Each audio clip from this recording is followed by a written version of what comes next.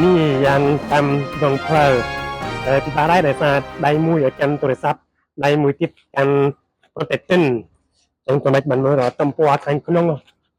ไอ้ปีโปรแกรมสมัยนั้นว่ามันเป็นเรื่องมวยปีโปรเทคชั่นอันนี้บนวีซ่าก็เจียไงจงเข้าน้องมวยชนะคนไทยมันแม่นชนะตำไอ้สักการะเต้คือชนะตำโปรเทคชั่นพุทธศาสนาមានគេថាបុណ្យចូលឆ្នាំខ្មែរតាមពិតមិនមែនខ្មែរទេគឺតាំងពី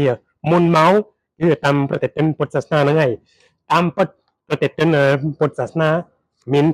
3ដែលផ្សេងពីគ្នាគឺតាមនិកាយមានទីបេមានគេថាចូលឆ្នាំចិនតាមពិតគឺប្រតិទិនសាសនាព្រះពុទ្ធនិកាយផ្សេងហើយខ្ញុំសំនិយាយអំពីប្រតិទិនពុទ្ធសាសនាអេរវត្តដែលជាសាសនាភាគច្រើននៅប្រទេសកម្ពុជានៅប្រទេសសៀមឡាវស្រីលង្កានិងមីយ៉ាន់ម៉ាគឺជាប្រតិទិនមួយដែលមិនសូវបាននិយមប្រើទេគេប្រើបែបជាផ្លូវការឥឡូវនេះតែពីមុនគេនិយមប្រើនេះជាមូលហេតុដែលបុណ្យចូលឆ្នាំរៀងរាល់ឆ្នាំវាពេញនិយមក្នុងប្រទេសទាំងអស់នោះតាមពិតប្រតិទិននេះមិនពាក់ព័ន្ធផ្ទាល់នឹងសាសនាទេដោយប្រតិទិនទាំងឡាយវាកំណត់ពេលវេលាមិនមែនតាមចន្ទគតិក៏មិនមែនតាមព្រះអាទិត្យមិនមែនសរិយគតិទេវាចម្រុះអញ្ចឹងវាតាមព្រះច័ន្ទផងតាមព្រះអាទិត្យផងមានថាមួយឆ្នាំជាមួយជុំប្រហែល365ថ្ងៃមានន័យថាមួយជុំនៃផែនដីជំវិញព្រះអាទិត្យហើយខែគឺតាមប្រច័ន្ទវិលតាមផែនដីមួយជុំមានន័យថារៀងរាល់ខែមានដល់29ឬ30ថ្ងៃហើយក្នុងមួយឆ្នាំមាន12ខែអញ្ចឹងសរុបទាំងអស់មិនដល់365ថ្ងៃក្នុងមួយឆ្នាំទេអញ្ចឹងមួយឆ្នាំវាខ្លីក៏ប៉ុន្តែ2-3ឆ្នាំម្ដងថែមមួយខែទៀតខែទី13តាមពិតគឺខែអាសាឍដែលត្រូវគុណនឹង2ដូច្នេះឆ្នាំដែលមាន8ខែវែងជាងនេះជាមូលហេតុដែលជាមធ្យមមួយឆ្នាំមាន365ថ្ងៃរាល់ខែត្រូវបំបែកជា2មានកើត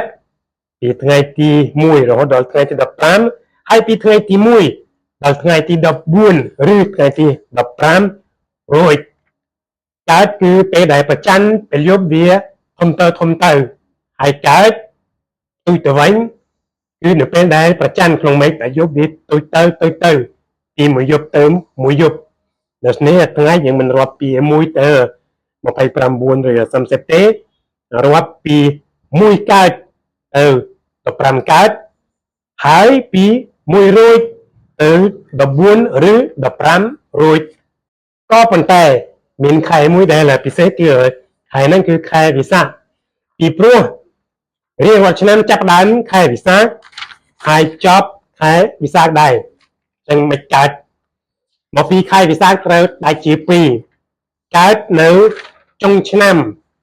ហើយរួចនៅដើមឆ្នាំពីព្រោះថ្ងៃទី1ក្នុងមួយឆ្នាំគឺជាថ្ងៃ1រួចមិនមែនកើតទេឬក៏អាចនិយាយថាខែវិសាខគឺជាខែហ្នឹងដែលយើងចូលឆ្នាំមានន័យថានៅពាក់កណ្ដាលខែត្រឹមថ្ងៃទី1រួចចូលឆ្នាំមិនបើសិនជារៀងរាល់ឆ្នាំយើងធ្វើបុណ្យយើងចាស់បាសយើងរាំយើងជប់លៀងខែមេសាពាក់កណ្ដាលខែមេសាពីព្រោះតាំងពីយូរអង្វែងប្រហែលជាសម័យអង្គរត្រូវបានប្រែកាលពីមុនគេប្រើប្រតិទិននេះគេធ្វើបុណ្យតាមប្រពៃណីជាតិចូលឆ្នាំខែទី1រួចខែវិសាខក៏ប៉ុន្តែតាមធម្មតាខែនោះបើតាមគេសក្តិគឺខែ5នេះកសិករចាប់ផ្ដើមធ្វើស្រែចាប់ផ្ដើមជួដីដូច្នេះពួកកសិករជាប់រវល់ពិបាកធ្វើបុណ្យពិបាកជប់លៀង នេះជាមូលហេតុដែលត្រូវបានសម្រេចប្រារព្ធបុណ្យចូលឆ្នាំប្រពៃណីជាតិមុនប្រហែល1ខែដូច្នេះបុណ្យចូលឆ្នាំនិងថ្ងៃចូលឆ្នាំវាខុសគ្នាមានពីរផ្សេងពីគ្នានេះថ្ងៃចូលឆ្នាំក្នុងប្រទេសនៅថ្ងៃទី1ហើយជប់លៀងបុណ្យប្រពៃណីជាតិគឺតែកណ្ដាលខែមេសាជាចុងក្រោយខ្ញុំសូមសួរប្រទេសទាំងអស់មានប៉ុន្មានបាទច្បាស់ហើយប្រទេសទាំងទេសសករាជវាគេថាឆ្នាំសកលវាពេញនិយម